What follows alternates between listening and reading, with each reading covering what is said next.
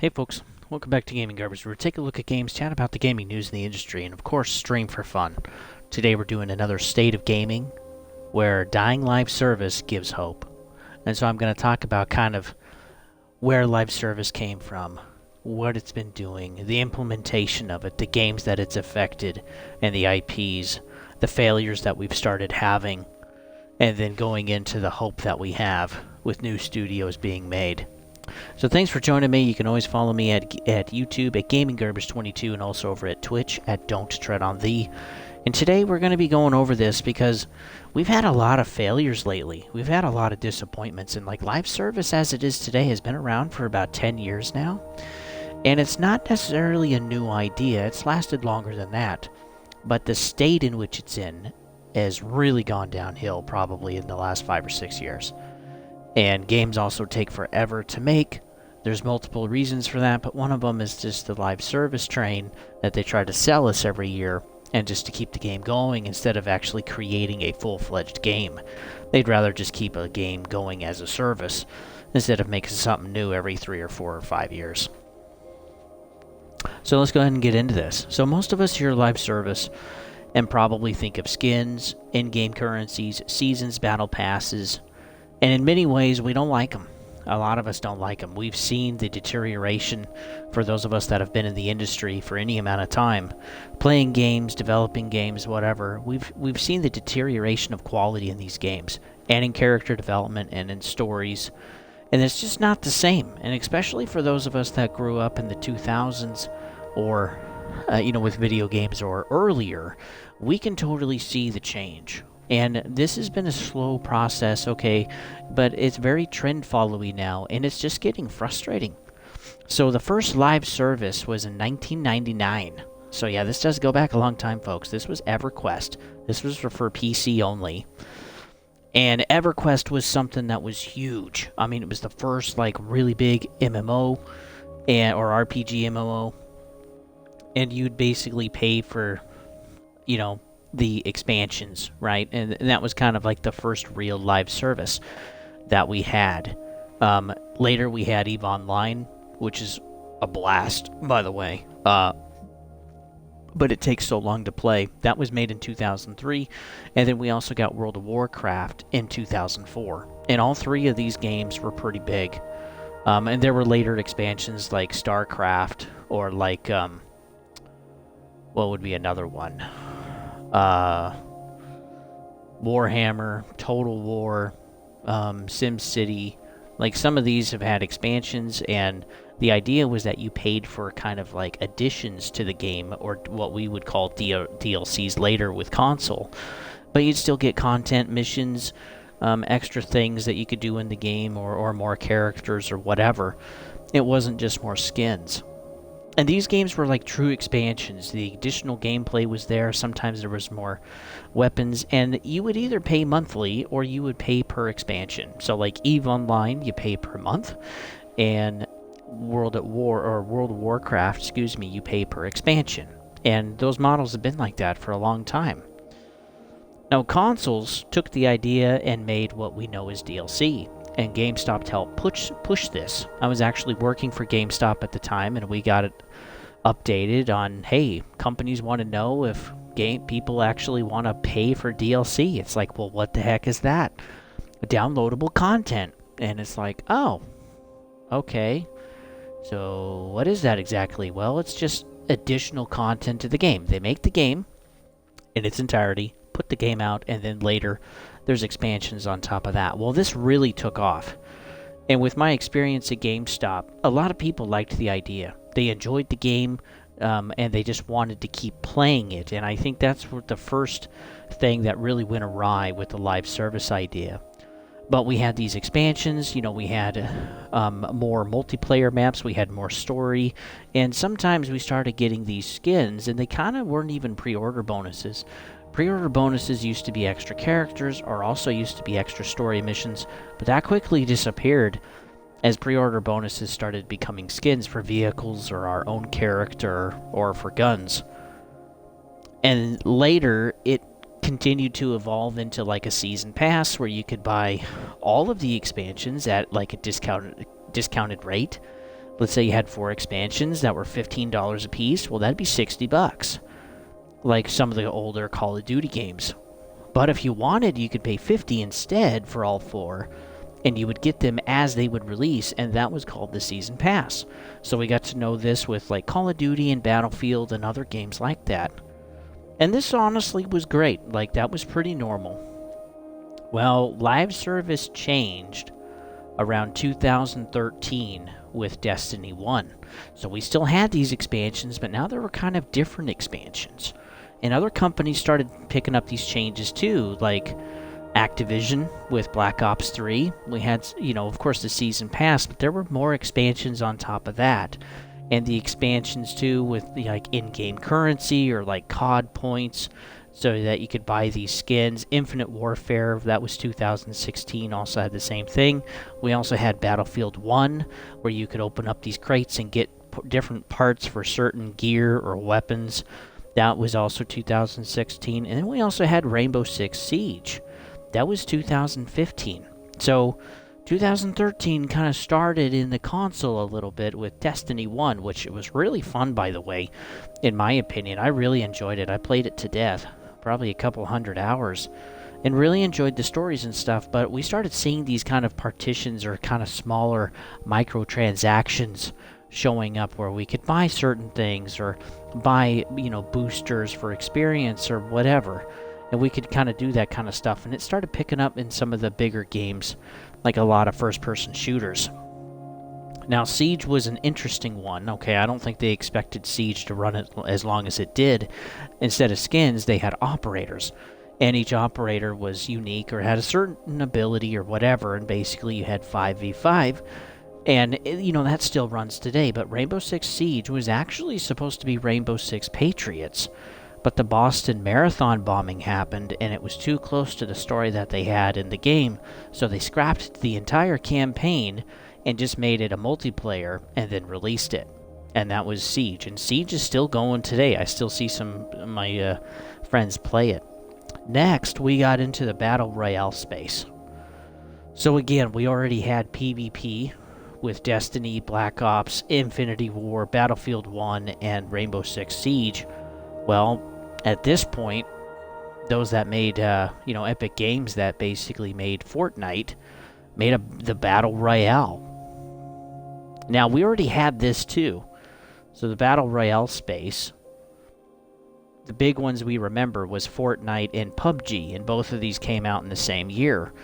But we still had this Battle Royale thing well before. Okay, we had Unreal Tournament 2, I think, was really popular, which is really old, actually. We also had Team Fortress 2, which was in 2007.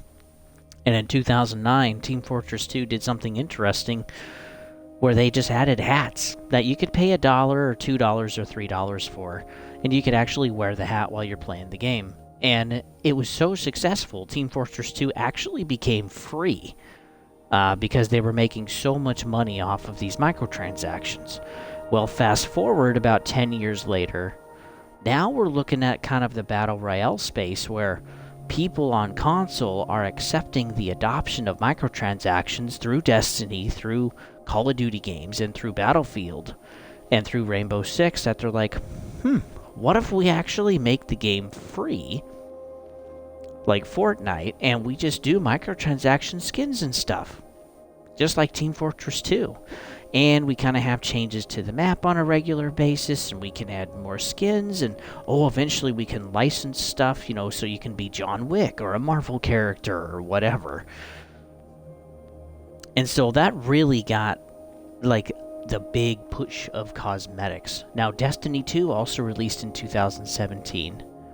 And so we had a big push of these new games all around 2017 that were taking it to a whole new level and creating more microtransactions and cosmetics instead of actual gameplay and maps and story. We even had the creation of Black Ops 4, which didn't have a campaign at all. It was just paying for a Battle Royale mode, but that didn't sit too well because we already had several Battle Royale modes. And by the way, Fortnite was free. And so also was Apex Legends that came out like around the same time. I think that was 2019. And so Black Ops 4, many people don't even remember that game exists, but it is out there. We also had Battlefield 2042, which released a couple of years ago. I think it was 2022, and again, it's just like, there's no campaign, there's really no point to this, there's really no story, it's just people fighting other people, and why would I pay for a game when I can do it for free in other ones?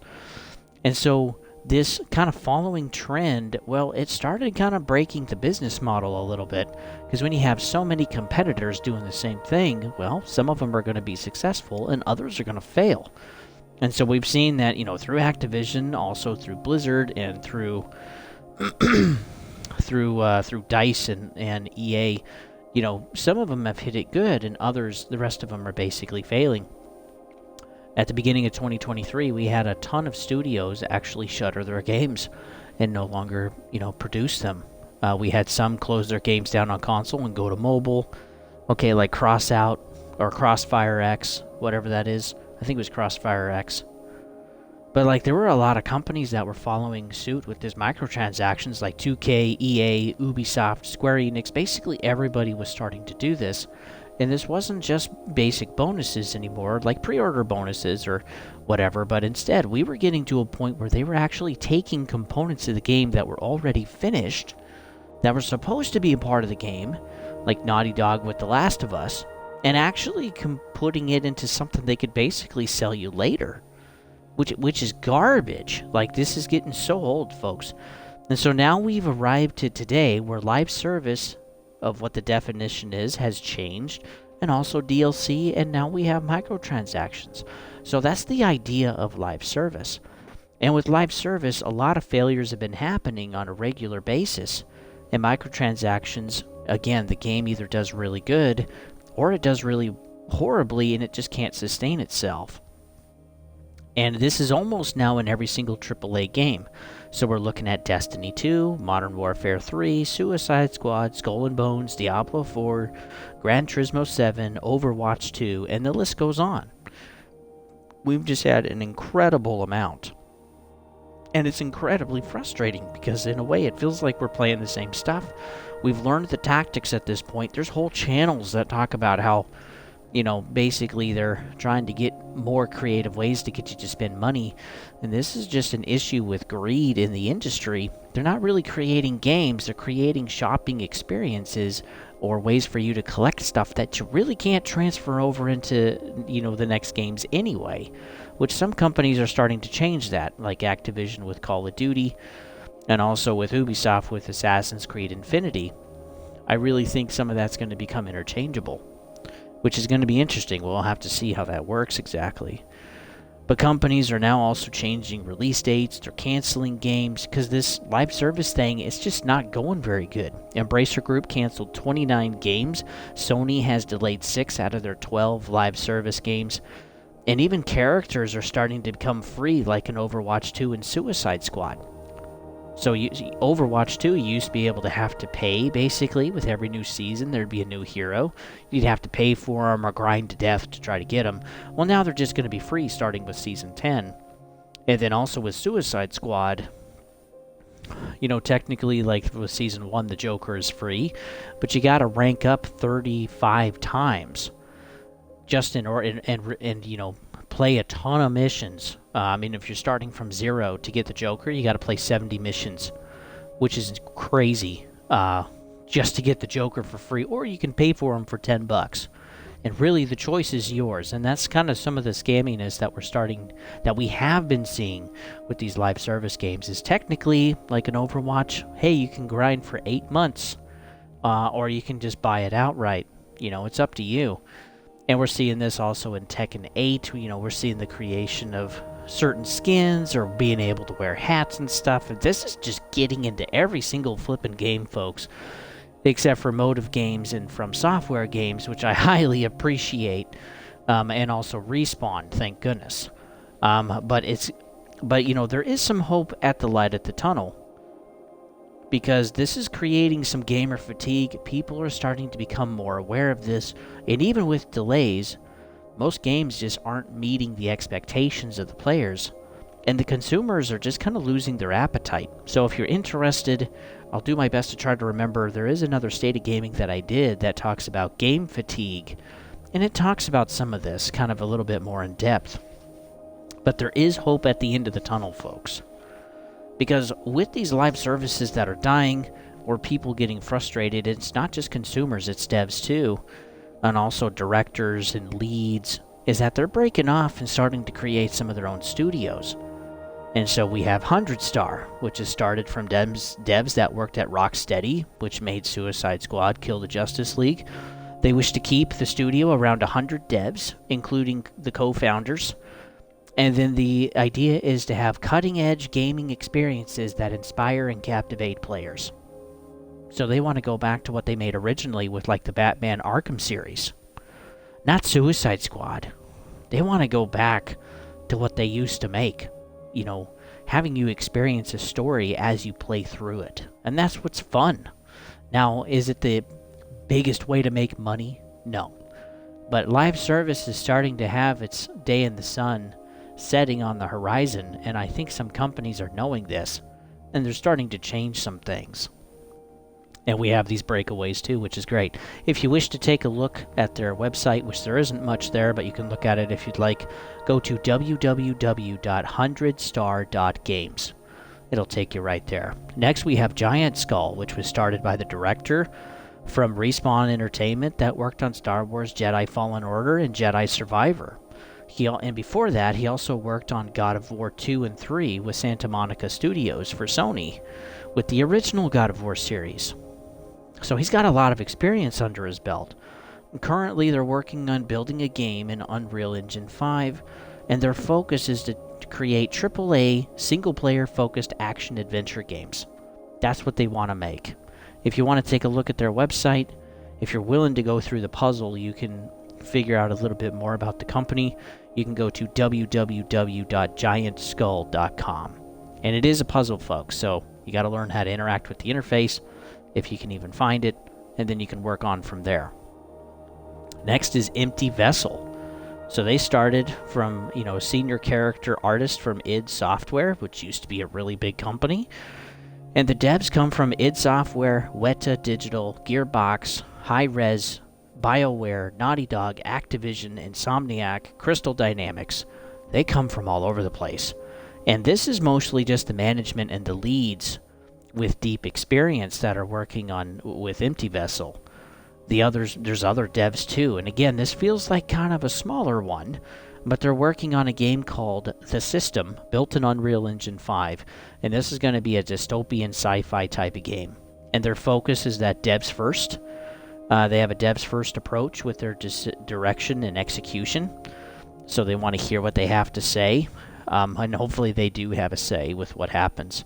They also want to specialize in immersive shooters, which that would be kind of fun, okay? We've had some wonderful shooters in the past, like ODST, or like some of the Halo games, or some of the old Battlefield games. It would be great to have some more.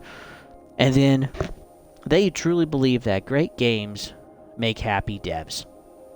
And so if the game does well, if they get able to put some of their passion into that and actually build something they'd like to create, well, of course the game's going to be probably better than it would be just with some suits making the decisions all the time. And that's the problem with some of these bigger AAA studios, is they are so big and they are a public company and they do have shareholders, so, they do have to make money. But I mean, some of the games, like some of these IPs we grew up with, are just dying, folks. They're just dying. Like the next Battlefield game, I'm not that excited. The next Call of Duty, same thing. I'm just not that excited. Again, with the next, Call of Duty, it could be like the Gulf War or something, and I do think that would be interesting to play. But again, it's like I am tired of just the shovelware that they're shoving into the games. Overwatch 2 is a great example of that. Oh, we can't do the hero stuff because it's too hard. We got to choose one. And now they're dropping the story missions. And, I mean, a lot of these games that aren't even 5 years old, they're already crashing and burning, folks. And so it's great to see that some of these studios are being made, because we need to have some of these. Another one, the website for Empty Vessel is www.emptyvessel.io. And so you can see some of the pictures with what they're working on. You can get to see some of the devs that are there and the leads. So you can check them out if you'd like. Also, there's Bad Brain, which is started by an Ubisoft producer. And he worked on games like Driver San Francisco, which is pretty old. That was like PlayStation 3, I think. And also Watch Dogs 2 and Watch Dogs 3. Now, Watch Dogs 2 was received fairly well. But Watch Dogs 3 Legion wasn't received super good. But the studio is small, and it wishes to expand. Maybe after the first game? We'll have to see. The current game that they're working on is an open-world action-adventure with horror and a coming-of-age story inspired by movies from the 80s. It's made in Unreal Engine, and they're not interested in chasing trends in the industry right now. They want to create their own thing, okay? They want to create something unique. And they're not wanting to create an open world to fill, but intentionally building a purpose and story with each square kilometer of that world. And so does that make sense? They're not building the open world for you to play in. They're building the story that is designed in an open world. So it may not be the biggest open world, but they want the open world to feel full and purposeful and intentful in telling the story and giving you, the player, an experience. And that gets me excited, because again, it's not just this open world like Suicide Squad, where you just repeat the same missions, repeat the same gunplay, repeat the same stuff over and over, even the same boss fights, which is incredibly frustrating. But they want the world to fit the story, because if it's too big, well, we get a Starfield. And again, Starfield is huge, but it's such an empty game, unfortunately. So if you're interested, you can also check out Bad Brain at www.badbraingames.com/en. And so we're getting back to games again. We're getting away from the digital closet shopping experience, hashtag DCSE. Maybe you've seen that on some of my, community posts on YouTube at Gaming Garbage 22, but that's honestly what games are being designed for. They're being designed around the idea of, hey, if we can keep them playing, we can keep shoving more things for them to purchase, to buy. And it's like they're creating more of a microtransaction shopping experience, which, let's be honest, some of these microtransactions are basically a minimum of $10 now, going all the way up to $60, which is crazy. It's crazy, folks. And, the big issue with the industry is it's really us. It's us choosing to pay for some of these microtransactions. Now, a few, yeah, but if everybody does a few, well, there's $500 million for the company. And again, these free-to-play games are racking in so much freaking money. Like Monopoly Go made like over $1 billion in 10 months. I mean, that's insane. That's insane. And it's a free-to-play game. And so there's one of two things. Either gamers like us are no longer the majority of gamers in the industry, or we're buying too much microtransaction stuff. We're buying too much shovelware. And if we're complaining about it, we shouldn't be buying it from these companies. Okay, we should be buying games like Stellar Blade, which just came out. We should be buying games like Elden Ring. We should be buying games like Hogwarts Legacy or Baldur's Gate 3. These are the companies that deserve our money, because they're truly trying to create something for us, not just a shopping experience. And again, the occasional microtransaction is okay. That's not the initial problem. But the companies know by the data that people like us purchase these microtransactions, and they're making so much money from it. Why would they change their business model? It's working. Okay, they're making tens of millions, hundreds of millions, even billions of dollars off of microtransactions. And so it changes when we start withholding our money, folks. It really does.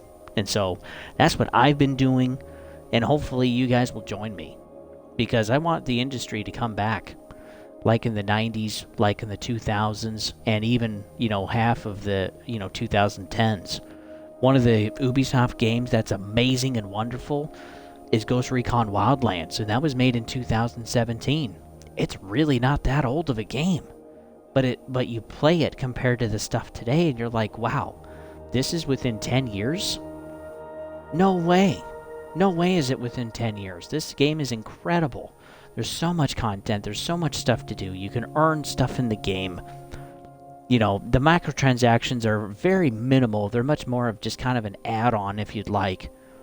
And the experience is playing through and taking down Unidad and the cartel. You know, and it's a blast. It is so fun. And then multiplayer co-op on top of it. It's just a fun game, folks. It's wonderful. If you'd like to join Lion and I, we'd love to have you guys. We'll be continuing to play that whenever we can and streaming it for you until Elden Ring comes out. You know, the DLC, we'll be getting that in June. So until then, we'll probably be playing that quite a bit. Also with Star Wars Battlefront Classic Collection. It was not a great launch, and I don't deny that at all, but it's still a fun game to play with, folks. So come and join us. We'd love to have you. So hopefully you guys had a good Easter. It's the start of the week, but hey, hang in there. Remember why we do what we do, folks. Why we work. Why we make that money. And if you don't have a why, create one. Keep working toward a future you would like to have. Hopefully you guys are doing well, and I'll see you guys on the next one.